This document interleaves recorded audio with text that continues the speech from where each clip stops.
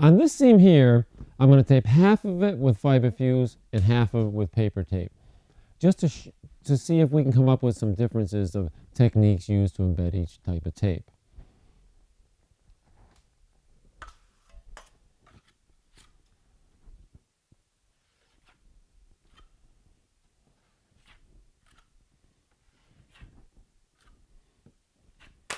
So I'll do that half with the FibaFuse.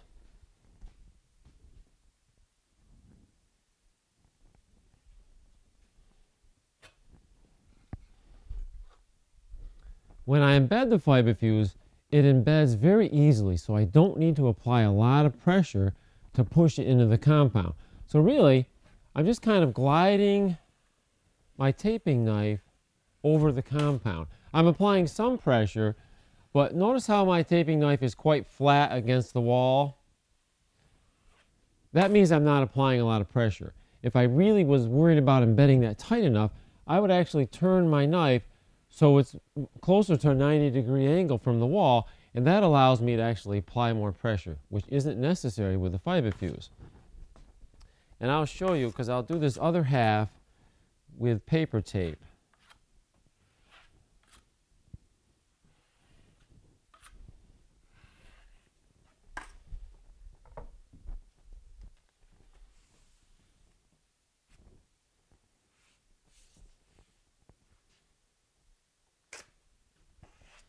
Now, paper tape actually gets pushed into the compound, but if there's an excess amount of compound, it actually has to be forced out from along the edges of the tape, and that's why I have to apply more pressure.